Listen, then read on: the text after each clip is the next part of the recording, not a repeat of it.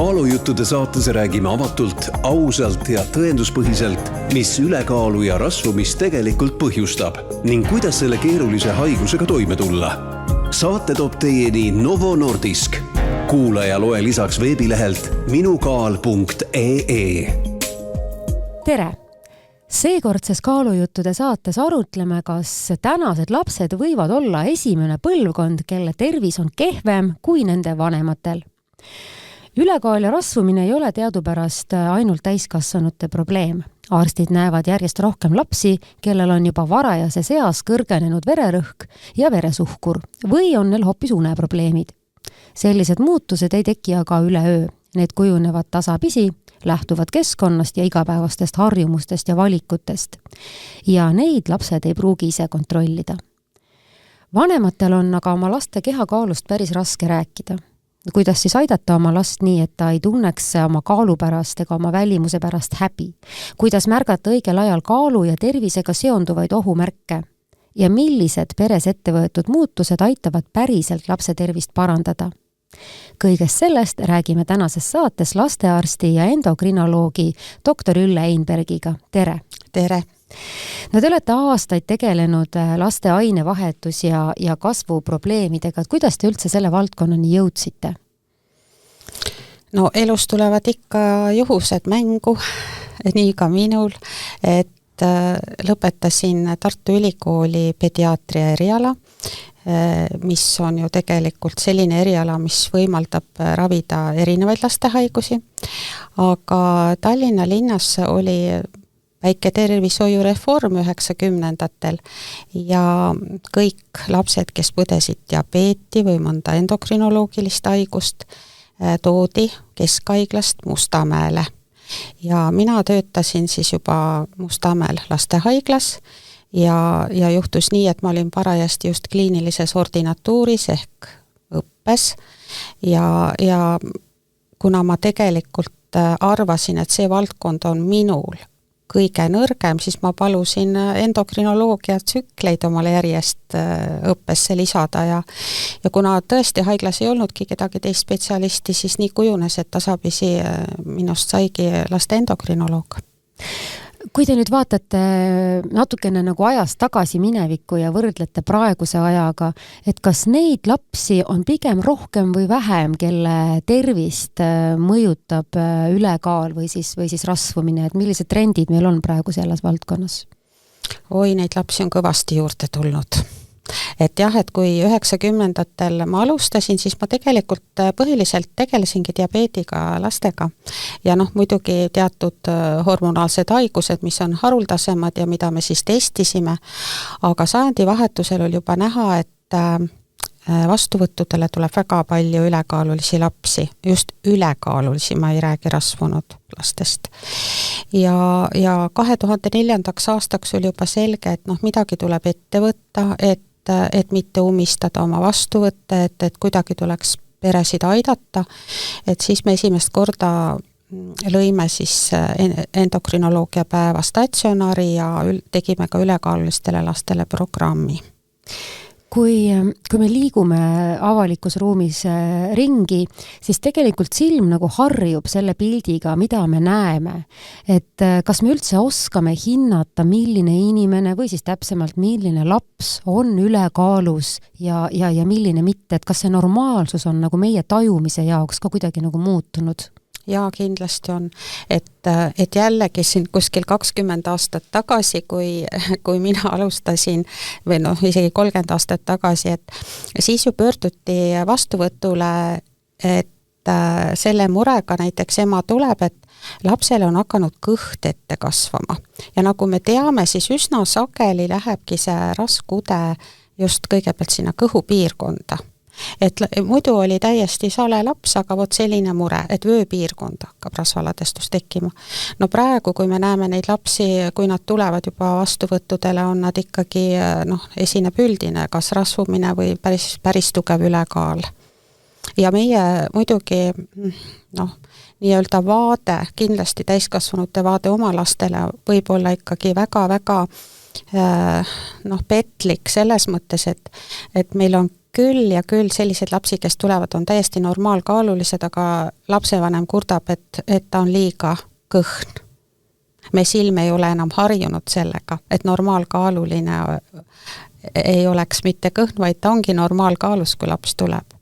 Kas see on sõltuv natukene ka sellest ka, et et millised pere teised liikmed nagu ise välja näevad, et nagu see igapäevane kodune olukord, et millised inimesed on meie ümber ja milliseks kujuneb meie laps, et kas seal on ka sellised seosed? No peres kindlasti, et kui on juba seal vanavanematel ka ülekaal näiteks, et siis ei pöörata sellele võib-olla väga palju tähelepanu, kui ei ole nagu selliseid tõsisemaid asju juhtunud, aga enamasti ikkagi on juhtunud. Ja kui on juhtunud kellegi infarkt või keegi on ära surnud, siis hakatakse mõtlema, et oi, aga laps on ka ülekaaluline, järsku tal on ka midagi viga. No mis hetked need on, mille järgi peaks nagu aru saama? Nii pere ise, võib-olla ka perearst, et lapsel on seoses ülekaaluga tulemas ka mingisugused terviseprobleemid? Üldiselt on praegune tänapäeva seisukoht see, et ükskõik, kes märkab, on see lapsevanem, on see kooliõde või on siis perearsti vastuvõtul näiteks nohu või köhaga.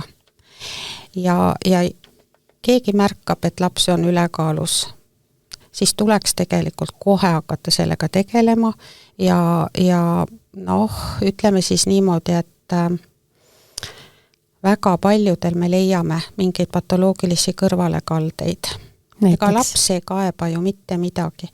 Ma arvan, et ma ikkagi räägin sellest ühest uuringust, mis me tegime lastehaiglas 2019. aastal, kui me võtsime kokku oma endokrinoloogia päevaravis viibinud laste andmed, haiguslood, et meil oli 149 rasvumisega noort või last ka tegelikult.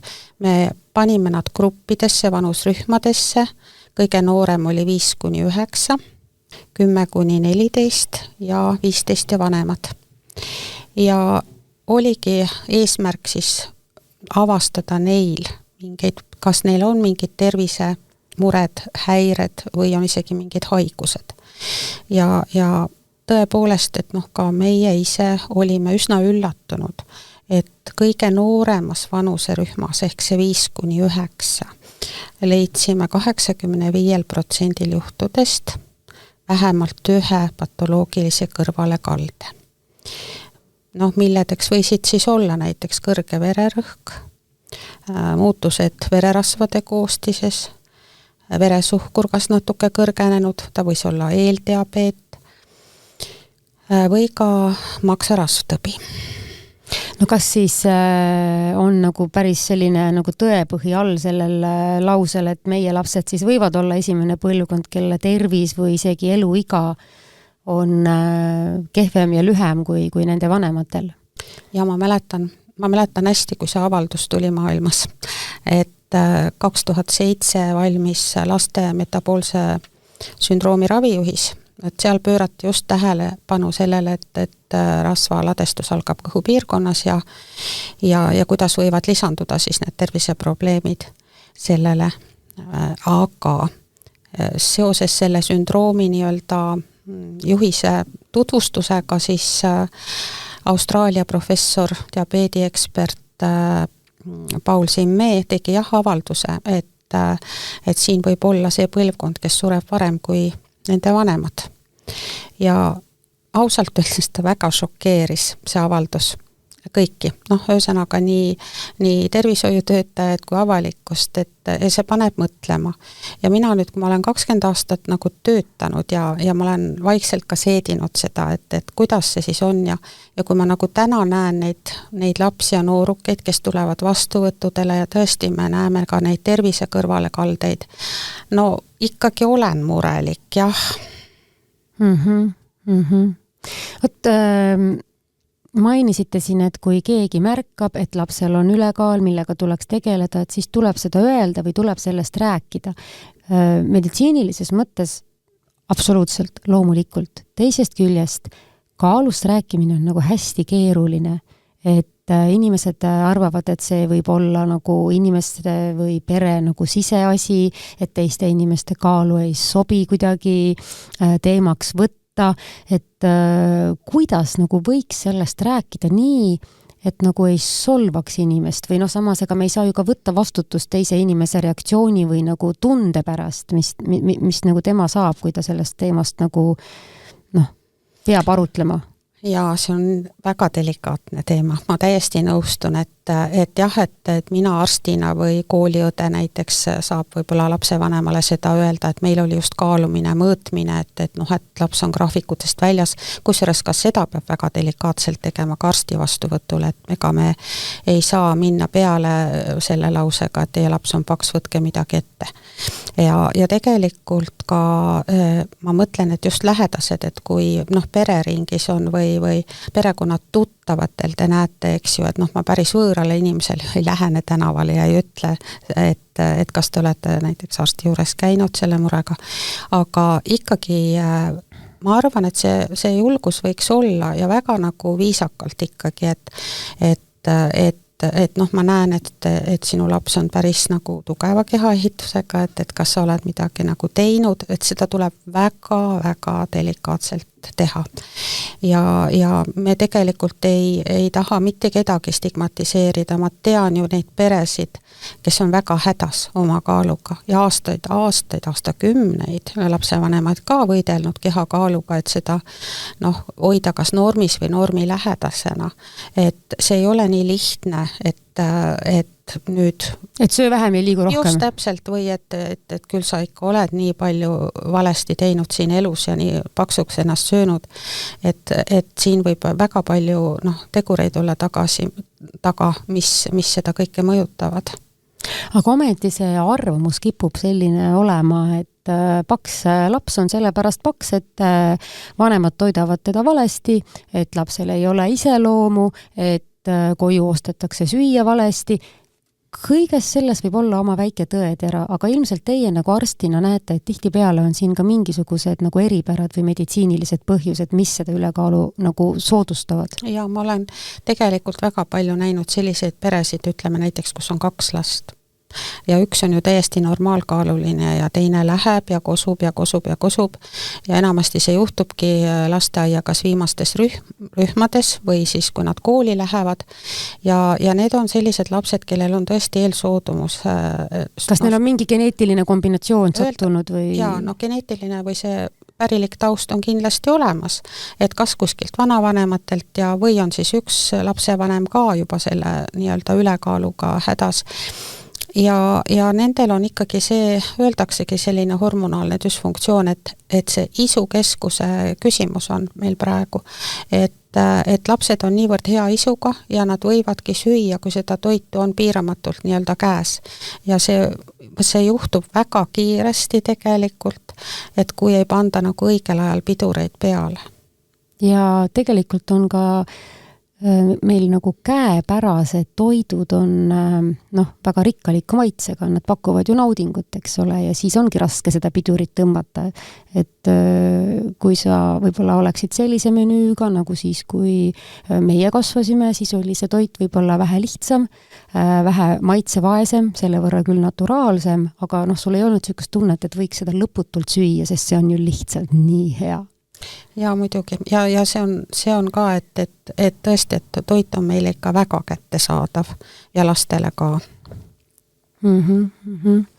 Miks siis on see ülekaalu probleem nagu peamiselt nagu nii suur, et kas vanematel on nagu liiga vähe silmi ja energiat, et sellega tegeleda, silmi oma laste jaoks ma mõtlen ja pärast tööpäeva seda jaksu, et näiteks teha kodus tervislikku toitu või mis see koht on, millega te seal vastuvõttudel tunnete, et te peate kõige rohkem nagu maadlema?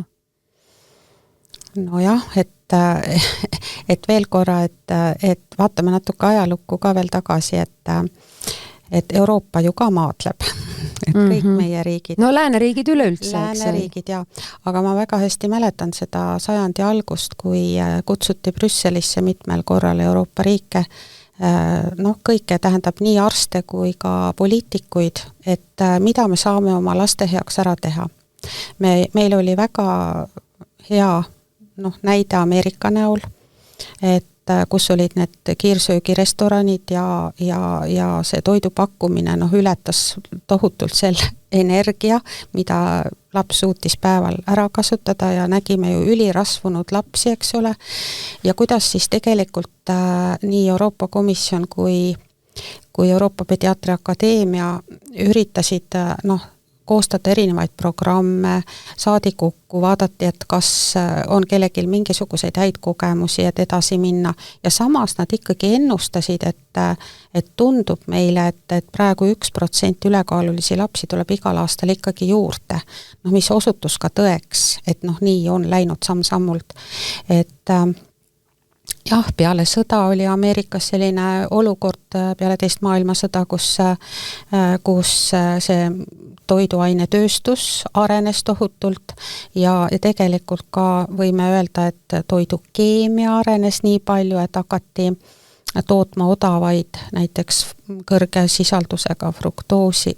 fruktoosisisaldusega maisisiirupit, mida pannakse siis erinevatesse toodetesse, ka nendesse nii-öelda väikestesse snäksidesse, mida meie lapsed tarbivad, aga need on väga suured energiapommid ja ma arvan, et meil Eestis ka samamoodi, et kui meil hakkas tulema lääne toitu juba, kas või need esimesed keeksid või küpsised, mis tulid, et me ei teadvustanud tegelikult, kui ohtlik see on.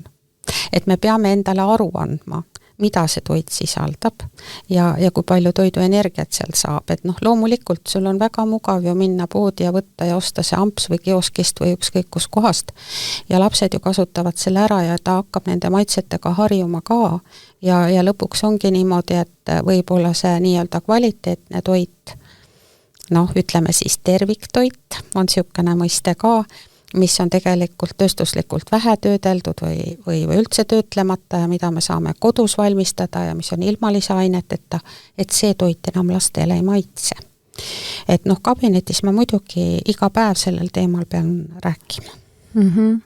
No mis see kõige lihtsam lahendus vast oleks, et kõigepealt pöörata ka tähelepanu sellele, et need lapsed, kes on veel päris pisikesed, et nende vanemad oleksid teadlikumad, et juba päris alguses oleks toitumine selline, mis võib-olla et inimene ikkagi tahab terve elu kogeda neid maitsekogemusi, mis võib-olla on tal lapsepõlves armsad olnud, et need valed toidud ei saaks armsaks. Ja just, et mina ei taha ka siin täna nii pessimistlikku juttu rääkida, et jah, 25 aastat me oleme näinud, kuidas ülekaaluliste laste hulk aina kasvab.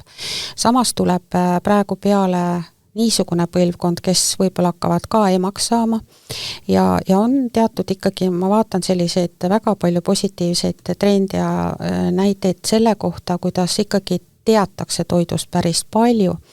Ja vot see võib olla nüüd järgmine põlvkond, kes päästab meie nii-öelda tulevikku, et mina isegi ütleks niimoodi, et me peame mõtlema lapse tervisele juba siis, kui last veel ei ole, ehk juba jõustumise hetkel ema peab teadma üsna palju toitumisest ja hea oleks, kui ta raseduse ajal ei võtaks palju kaalus juurde, kuna see ka ohustab tegelikult lapse tervist ja esimesel, teisel eluaastal muidugi, see ongi nüüd see aeg, et kus laps saab kas rinnapiima või piimasegu, et millised on need toidukogused, millised on need toitumisharjumised, et laps istuks ikkagi söögilaua taga, et ta ei jookse seal ringi, et tal ei tekiks harjumust seal vahepeal arvutist natuke multikaid vaadata või kõige rohkem olen muidugi selle vastu, et inimesed söövad bussis või tänaval, et me ei ole nii näljased, et me peame sööma. Et võin tuua teile ühe näite, et ma ise kasutan tööle minekuks ühistransporti, see on hästi mugav. Sõidan Pelgulinnast Mustamäele ja ühel hommikul ma lähen siis tööle, see oli just nüüd see kooli vaheaeg ja tuleb peale üks ema väike lapsega, väga toredad, räägivad ilusat juttu, istuvad siis maha sinna toolide peale ja siis ema korraga pakub, et kas sa banaani soovid? ma mõtlesin, ma ei saa tegelikult aru, et laps läheb lasteaeda, eks ju, et isegi kui ta ei jõudnud seal kodus seda toitu pakkuda, et tal ei ole ju mingit häda, et ta peaks praegu just ühistranspordis hakkama sööma banaani, aga lapsele, kui ta on 2 aastat, 4-5 aastat, vaat tema näeb ja temal kujunevadki sellised mustrid, et see on normaalne. Et nii kui paus tekib, mis me teeme? Sööme? Jah, et see tegelikult ei ole normaalne. Laps ei küsinud toitu, laps ei näidanud kuidagi välja, et ta on näljane. Et mina arstina nagu mõtlen alati selle peale, et kui sa tänaval sööd, kas sa oled siis diabeetik, mis võib juhtuda, eks ole, et keegi peab sööma nagu kiiremas korras, sest tal on veresuhkur nii madalaks läinud. Aga muidu me võiksime ikkagi söögilaua taga süüa. No praegu on, ma arvan, väga paljude vanemate mure see, et näiteks kui lapsed tulevad ise koolist, et siis nad ju toidavad ennast ise, kuni vanemad õhtul töölt jõuavad ja siis nad toidavadki ennast just nii, nagu te äsja mainisite, nagu ei peaks tegema. Ehk siis ekraani ees pidevalt näksides ja need on sellised näksid, mida sa lihtsalt võtad, harutad paberist lahti ja sööd.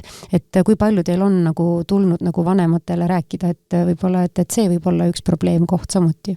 Ja näksimised on ka kindlasti, et mingid toiduajad, et kui on maast madalas tegelikult ikkagi harjutud sööma teatud kellaaegadel, see hakkab tegelikult lasteaiajast peale.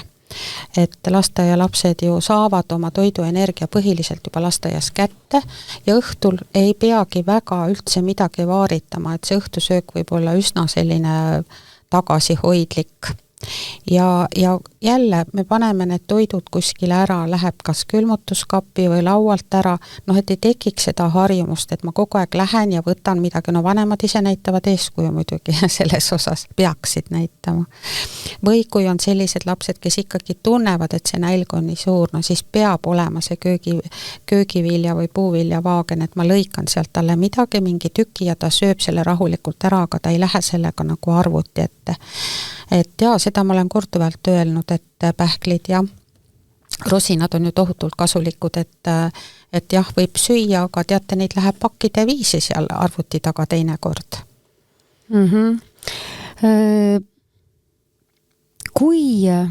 Kui suur see protsent on nagu teie juures käivatest lastest, kelle peamine probleem ongi ülekaalust tingitud haigused? No 1/3. Ma arvan, et tegelikult 1/3, et meil on laste endokrinoloogidel, ega meil ei ole väga sellist nagu spetsialiseeritud, ütleme, et keegi, kes on ainult tegeleb ülekaaluliste lastega, et me tegeleme siin ikka erinevate muredega ka, aga ma lihtsalt ütlen, et võib juhtuda ja mitte harva, et ma teen ka haiglavalveid näiteks, tuleb, ütleme, seal kõrge palavikuga laps ja kui ta on ülekaalul, ma ikkagi tegelikult korra ikkagi nagu mainin ka ära, et kas te olete sellele mõelnud, et võiks midagi teist moodi olla või olete te üritanud midagi muuta. Et ma tahan öelda, et suunatakse ka vastuvõtule hoopis teise diagnoosiga, aga siis sa näed, et seal taga on ülekaal. Ja see on ka täiskasvanute puhul, et endokrinoloogid nagu räägivad seda, et perearst nagu paneb mingi diagnoosi, ma ei tea, kõrge vererõhk, aga ta ei räägi midagi, mis see kaal on. Tahtsingi just jõuda selleni, et vahest võiks olla ka nagu see perearstide julgus nagu suurem, et rääkida ka peredele, et milline on lapse kehakaal ja kas sellega võiks tegeleda. Et see vahepealne siuke mõtteviis, et kaalust ei sobi üldse rääkida, minu meelest nii tugevalt inimestes sees, et ka siis, kui on vaja rääkida, ei julgeta. Ja peab tegema, jah. See on tegelikult ka suisa rahvusvaheline soovitus praegu Euroopas selline, et kuna me ütleme, et see levik on nii suur, siis soovitatakse isegi kõiki üle 2-aastaseid lapsi iga-aastaselt nagu monitoorida, et kas lapsed on ülekaalulised või mitte. Kuidas saab aidata lapsel endal aru saada sellest, kui ta on juba natukene suurem laps, et kui tähtis on tervislik toitumine, sest et ma kujutan ette, et lapse aju on pigem selline, et ta haarab selle järgi, mis pakub nagu kohe rahuldust, ehk siis ma tahan kohe praegu seda maiust või ma tahan kohe praegu seda mingisugust kananagitsat või midagi, mis nagu on mõnus, ma ei tea, võtan näksin viinerit. ja seda muidugi, et lastega on erinev, et see oleneb mis vanuses, loomulikult, et kuni 10 reeglina nad ikkagi ei teadvusta seda väga palju, aga seal kuskil 10 aasta ringis lapsed hakkavad ikka rohkem ise ka aru saama, sest mida me näeme, et kui nad ka on läinud trenni näiteks, et siis nad ei jõua enam nii hästi joosta, jalgpalli mängida võib-olla või korvpalli mängida, ja see füüsiline võimekus hakkab kannatama ja kõige hullem asi on muidugi see, kui nad üldse lõpetavad trennis käimise. Et siis kaal tõuseb väga palju. Aga teismelistega on nüüd natuke teine lugu. Et on ka selliseid teismelisi, mul on olnud päris palju, kes pöörduvad nagu suhteliselt iseseisvalt. Et ma ei taha seda ülekaalu, et kas te saate kuidagi aidata ja tänapäeval ikkagi meedia väga palju aitab ka kaasa sellele, julgustab, et tuleb ikkagi abi küsida ja et kas saan mina oma toitumises midagi muuta või isegi ravimeid tarvitada. No kui lapsel on ülekaal, siis kuidas pered sellega tegelevad, et kas ikka pered saavad aru, et kogu pere elustiil ja toitumine ja see, mida üldse koju külmkappi ostetakse, peaks nagu muutuma, sest et lapsele võib olla see ju kohutavalt raske, kui kõik söövad mingisugust väga kaloririkast toitu, aga talle öeldakse, et vaat, meie siin sööme, aga sina ei tohi. Seda ei tohiks olla mitte. Aga on kahjuks selliseid juhtumeid küll ja küll, et tegelikult öeldakse, et see elustiili muutus peab olema perekeskne. Me peame seda kõik koos tegema. Me ju kõik koos käime ka poes ja ostame toitu või tegelikult veel parem käime turul ja ostame koos toitu. Et minul on mitmed inimesed öelnud, kes meil on seda päevaraviprogrammi lõpetanud, et ma saan nüüd aru, et ma lähen mitme kotiga turule ja tulengi ja mul on seal kotis mitu kilogrammi köögivilju. Et me katsume neid asju niimoodi harjutada tasapisi, et kui lapsel ongi see söögiisu nii suur, et ta võtaks siis selle köögivilja, mitte ta ei võtaks, ma ei tea, kommi või mingit küpsist või mingit muud snäkki nii öelda. Ja tasapisi lapsed ikkagi ju näevad ise ka, et minu meelest laste puhul on see hästi oluline, et iga positiivne muutus, mis toimub temas, kohe tuleb kiita ja kõvasti kiita, et sa oled nii tubli. Ja muidugi, kui toitumisest veel rääkida, teismelistele eriti on see ka, et nad ei söö hommikuti või ta ei söö mitte midagi, aga ma ikkagi andsin talle 2 kohukest. See on niimoodi, et mis me siis harjutame, ma ei teagi, kumb see nüüd parem oleks, kas 2 kohukest või mitte söömine, aga ikkagi igal juhul, arstidena me ju soovitame, et see väike hommikusöök peaks ikkagi lapsel olema enne kooli minekut ja koolilõuna, et see on kuidagi kehale ju palju füsioloogilisem, mitte see, et me hakkame alles kell 5 või 6 sööma. Aga kuidas te suhtute sellesse, et sotsiaalmeedias on küllalt populaarne, et jagatakse neid igasuguseid toitumissoovitusi ja kuidas kaalust alla võtta ja milliseid dieete järgida ja kas teieni on ka jõudnud mingisugused sellised kurioosumid, mida nagu noored seal sotsiaalmeedias on nagu õppinud või järginud ja arvavad, et see töötab, sest et nende, info saamise allikas ei pruugi olla päris usaldusväärne.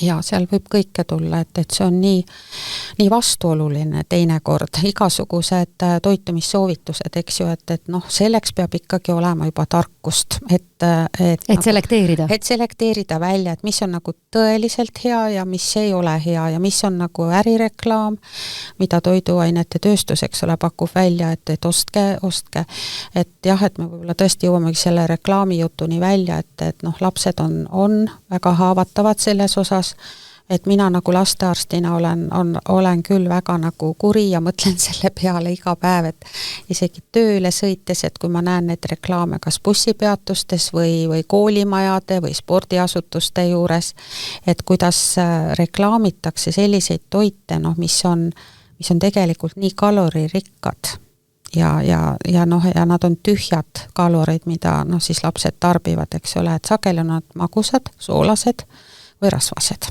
Nii et nii nagu me ei reklaami avalikult alkohoolseid jooke ega suitsusid, siis samamoodi võiks ka mitte reklaamida neid toite, mis ei toeta meie tervist. Jah, ma loodan, et meie lugupeetud Riigikogu ehk hakkab seda arutama, et ettepanekud on selles osas tehtud, et kuidas ikkagi vähendada nii sotsiaalmeedias kui ka ütleme tänaval iga päev, kui me näeme neid reklaame, et lapsed tõesti, nemad ju ei tea, kui sa näevad seda reklaami, et osta näiteks, ma ei tea, 3 mingit snäkki 2 asemel, esiteks on nad odavad, nad on nii maitsvad ja need reklaamid on väga ilusaks tehtud reeglina, et kus see laps peab siis teadma, et see ei ole tegelikult nagu täisväärtus, ta ei anna nagu midagi peale selle energia.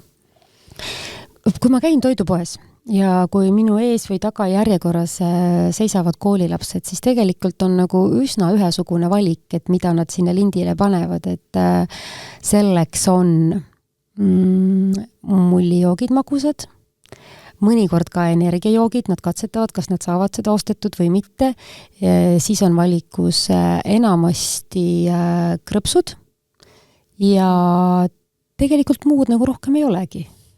Jah, no vot, et sinna me siis oleme praegu jõudnud, et ega ütleme näiteks need magusad joogid jah, et see nüüd on kurjast muidugi, et nad seda võtavad. Ma ei saa seda 100% väita, et ma varem ka meenutasin oma lapsepõlve, et meie jõime peale saunas käimist, limonaadi vanaema mul alati ostis, aga see oli 250 milliliitrit, selline kogus, see ei tee lapsele mitte midagi kahju, ta annab energiat, ta annab jõudu juurde. Et ma arvan, et need, kes on nagu trennilapsed ja nad tulevadki trennidest ja nad tahavad, keha vajab, ja nad on normaalkaalulised, miks nad ei või siis juua ka seda limonaadi võib-olla või ka mahla näiteks, mahl on ju ka tegelikult praegu nagu mitte päris keelatud, aga ei soovitata, eks ole, lastele, et nad joovad seda liiga palju, aga kogused on tähtsad, jah. Mis puudutab veel nendesse sotsiaalmeedia trendidesse, siis seal ka aeg-ajalt on laine mingite toitumissoovitustega, näiteks, et tarbi kõiksugu väikseid snäkke või siis potsikuid, mille sees on proteiini, et proteiini on sul väga vaja. Ja siis nad laovad ka sinna lindi peale näiteks neid proteiinikohukesi või siis mingisuguseid batoone. Nende hind on kusjuures päris krõbe, et selle sama raha eest tegelikult võiks osta ka tervislikuma toidu, aga millegi pärast nende mõte on selline, et mul on just seda toitu vaja. No ma arvan, et see on nüüd ka jällegi see sama reklaamturunduse äri, et raha on ikkagi seal taga kõige rohkem. Et muidugi me vajame proteiini, me vajame seda valku, aga keha vajab tegelikult rasva ja süsivesikuid ka ja kõike õiges vahekorras. Mina ei pea õigeks, et lapsed neid proteiini, ma ei tea, pudingeid või batoonikesi omale ostavad, aga jällegi, et see reklaam ja pakkumine on tohutult nagu suur. Et miks me ei paku ikkagi selliseid asju, mida me saaksime ka ise teha, see ei ole niimoodi, see ei ole mitu tundi toidu valmistamine või näiteks ma toon jälle näite, et kuidas meil päevaosakonnas, meil on ühel päeval nagu lapsed valmistavad ise midagi ja siis kuidas me seal näeme, et need, kes ei söö brokolit või lillkapsast ja kuidas siis toitumisnõustaja paneb need asjad taldriku peale ja maitse nüüd, kumb on magusam, kas see brookoli või lillkapsas, kas te olete proovinud? Ja teate, need, kes ütlesid, nad üldse ei söö, siis nad hakkavad proovima. Või teine asi on smuutide tegemine, see on ka, et me teeme ühe punase, ühe rohelise smuuti. Kui sa räägid spinatist lapsele, siis ei, mina seda küll ei söö. Aga kui ta on peidetud sinna smuuti sisse, siis väga hästi joovad. Ma tean ju, mis komponendid ma sinna smuutisse panen. Kas laste puhul teie seisukohast võiks olla sellist regulaarsemat nagu tervisekontrolli, et saaks nagu kuidagi varem nagu jälile, ennem kui probleem suureks läheb? Ja, ma arvan, et tegelikult eks me olemegi nüüd hästi palju juba rääkinud ka perearstid ja pereõdedega just ka, et esimesel 2 eluaastal ju lapsed käivad väga tihti kontrollis. Tänu sellele, et peavad vaktsineerimisi saama. Aga edasi tekivad niisugused teatud pikemad pausid, aga üks selline suurem kontroll toimub enne kooli ja minu meelest see on küll nüüd, et iga perearst peab vaatama, kas see laps on ülekaaluline või mitte ja juhtima tähelepanu sellele, et perekeskselt tuleb midagi muuta. Ma ei taha öelda, et kohe tuleb endokrinoloogile suunata, ei, ma ei taha seda öelda. Aga öeldaksegi, et 6-aastasele lapsele me peame pakkuma seda küllaltki intensiivset elustiili muutust, mis tähendab seda, et me peame oma toidulaua ümber vaatama peres, et kas me sööme kõike ikkagi nii, nagu peab, ärme osta neid krõpsusi koju, palun, või isa ei too Coca-Colat koju. Ja kui ta nagu väga tahab ja oma tervisest ei hooli, siis joogu töö juures, aga mitte kodus, et kodus peaksid olema nagu tervislikud valikud, eks ju. Ja kindlasti tasub mõelda, et mis lapsele meeldib, milline kehaline tegevus, et väikelapsed on üldiselt väga liikuvad, nende liikumist ei tohiks kuidagi piirata. Ei riidle, et mis sa jooksed muudku edasi-tagasi, vaid leiad võimaluse, kus on ägedam joosta. Ja või näiteks, ma isegi selliseid asju olen kuulnud, et imikud, kes hakkavad roomama ja tahavad püsti tõusta, siis neid ei panda maha, vaid kõik kardetakse infektsioonhaigusi ja kuidagi piiratakse laste liikumist, mis on väga vale. Väikelaps peab saama liikuda nii palju, kui ta tahab, et selleks tuleb leida ikkagi mingi õige koht ja et tõesti traumasid ei saa.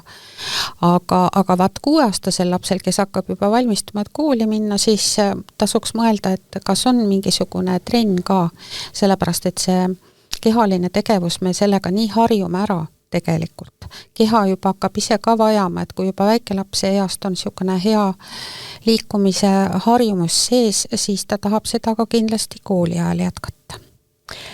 Räägime ravist ka, et milline tänapäeval üldse on ülekaaluliste laste ravi?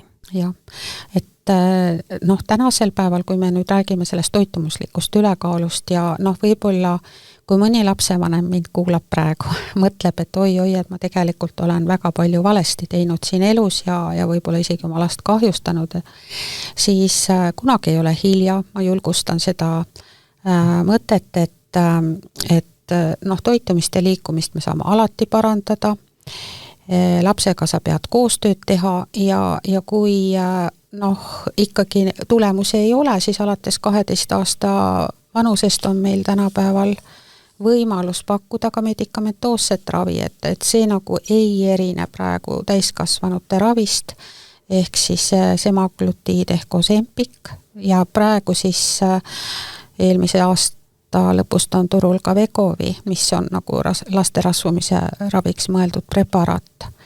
Ja kesksel kohal ongi siis see söögiisu regulatsioon, et ma ei ütle, et see 100% kõikidel aitab, aga ikkagi väga paljud pered annavad tagasisidet, et ta aitab ikkagi lapsel nagu rahulikult toitumisse suhtuda, toit võib laual olla, ta ei pea tõstma teist portsjoni, et kõht täis saaks. Et tema see küllastuskeskus on rohkem nagu tasakaalus. Jah, see läheb nagu paremini paika, et sa rahuldad ka väiksemast kogusest toidust ja minu käest on ka palju küsitud, aga jah, mis siis saab, et kui me võtame selle ravimi ära, kõik kaal tuleb tagasi. Aga samas on jälle organismis ka teised mehhanismid, mis nagu harjuvad ka sellega, et ma nüüd olen harjunud nagu regulaarsemalt sööma, vähem sööma, ega see ei pea tulema nagu kohe tagasi, ei pea.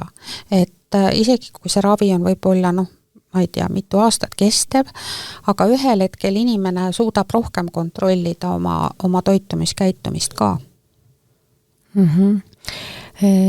Kas need terviseprobleemid, mis on ülekaaluga tekkinud, et kas need nagu taanduvad nagu kergesti või nad on pigem sellised, mis jäävadki ja saadavad läbi elu? Et kui sa saad oma toitumise paika, et kas nad siis nagu, ma ei tea, kuidagi jäävad väiksemaks need terviseprobleemid?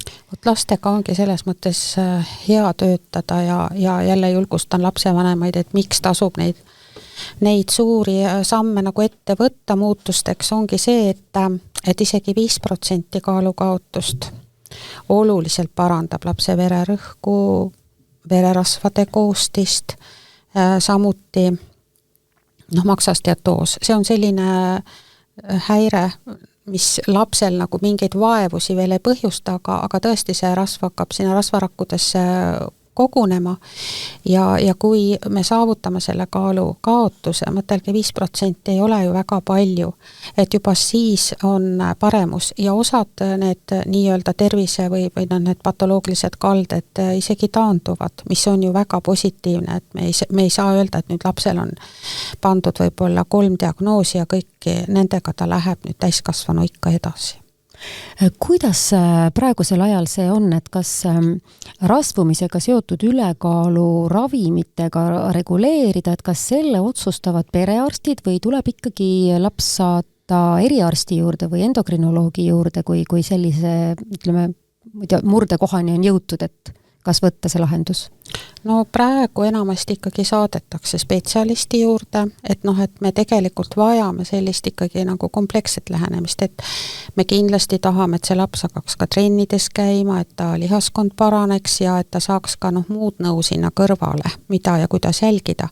Et kui on selline nooruk või noor täiskasvanu, siis muidugi perearst võib ka ravi välja kirjutada. Kuidas pered võiksid proovida vältida seda, et seoses kehakaalule nagu hästi palju tähelepanu pööramisega ei tekiks lapsel mõni toitumishäire? No õnneks ma ütlen, et ma olen siiski väga vähe seda näinud, väga vähe, arvestades, kui palju ma olen näinud ülekaalulisi lapsi, kes ikkagi maadlevad jätkuvalt selle kaalu tõusuga. Aga alati peab olema valvas tõesti, et need on sellised ekstreemsed juhtumid, kus seda toidukogust ikka vähendatakse väga. Et ei julgeta enam üldse peaaegu süüa. Et ma mäletan ühte poissi aastate tagant, kes oli 9. klassis ja sügisel oli ta ikkagi nagu rasvunud ja kui ta kevadel minu juurde jõudis, siis ta oli väga kõhne, et ei jõua eksameid ära teha. Ja see on tõesti, aga see on tegelikult ka ikkagi ju kontrollitav ja tollele noormehele sai küll antud soovitused, temale ei tekkinud mitte anoreksiat. Tal oli lihtsalt suur hirm, et tal tuleb kõik kaal, hakkab kohe tagasi tulema, kui ta natuke suurendab toitu. Et see on ikkagi see nõustamise küsimus. Kas see elustiili muutmine on ju selline protsess, mida lapsel on üksi ikkagi väga raske ette võtta, et kas pered nagu saavad aru, et kui oluline on kogu pere tugi ja kuidas üldse aidata perel, et nüüd me hakkame natukene teistmoodi suhtuma söömisesse ja liikumisse ja sellesse, kuidas me üldse suhtume oma tervisesse? Ma isegi ütleks, et lapsel on võimatu ilma pereta midagi ette võtta, sest koos käiakse ju väljas, koos süüakse ja ka kodus tehakse toitu, et võib-olla, nagu ma siin enne ütlesin, et üksikud teismelised, kes rabelevad välja sellest olukorrast ja hakkavad ise omale toitu ka tegema muide. Ja paluvad lapsevanematele, et ma tahan seda osta ja kas koostavad ise menüü või on kellegilt kuulnud ja muidugi ka loevad ise palju selle kohta, et tahavad kaalu langetada. Aga siin on küll, see peab olema hästi perekeskne ja teate, see on väga raske, kui üks lapsevanem tahab ja teine ei taha. Neid peresid ma olen ka palju näinud. Et eks me siis nii ongi, et ja see ei ole alati niimoodi, et ema tahab ja isa on patuoinas. Et on ka vastupidiseid näiteid mul olnud, kus isa on toonud lapse ja ema on ülekaaluline ja ei ilmugi üldse kohale. Et me ikkagi tahame rääkida mõlema vanemaga siis. No mis see kõige olulisem sõnum on, mida te kohtumisel tavaliselt nagu vanematele annate seoses lapse kaalu ja tervisega ja mida võiks ka nagu praegu meie kuulajatele öelda, et mis on see, mis aitab? No vaadake, me alustasime ju sellest, et noored vanemad ootavad last. Kõik ju soovivad, et laps oleks terve ja ta oleks terve kogu elu, et ei tekiks neid haigusi ja kui palju me saame tegelikult ise ära teha. Et minu sõnum ongi see, et isegi siis, kui on tekkinud mured või me täna räägime sellest ülekaalust, eks ju, et iga lapsevanem ju tegelikult tahab, et tema laps on terve ja võt seal kabinetis ka võib-olla on see murdumise koht ja täna ka selle vestluse koht, et kallid lapsevanemad, mõelge, et et selleks, et säilitada lapse tervist, peaks tal olema ka tervislik kehakaal. Nii et tegelikult, kui me juba sellest näiteks aru saame, et kui me hambaid ei pese, siis hambaaugud ja hambapõletikud tulevad ja kui me oleme ikkagi märgatavalt ülekaalulised, siis sellega seonduvad haigused ja lase ka ennast kaua oodata. Nii on, jah. Aitäh teile täna Kaalujuttude saatesse tulemast ja laste ja kaalu ning tervise teemal rääkimast, doktor Ülle Einberg. Aitäh kutsumast ja tõesti palju jõudu kõikidele lapsevanematele, kes selle probleemiga kodus on. Suur tänu veel kord ja hea kuulaja, täna rääkisime lastearsti ja endokrinoloogiga järgmises saates, aga juba uued külalised. Teema aga endiselt sama. Tervis ja terve kehakaal. Kõike head ja kohtumiseni. Kaalujuttude saates räägime avatult, ausalt ja tõenduspõhiselt, mis ülekaalu ja rasvumist tegelikult põhjustab ning kuidas selle keerulise haigusega toime tulla. Saate toob teieni Novo Nordisk. Kuula ja loe lisaks veebilehelt minukaal.ee.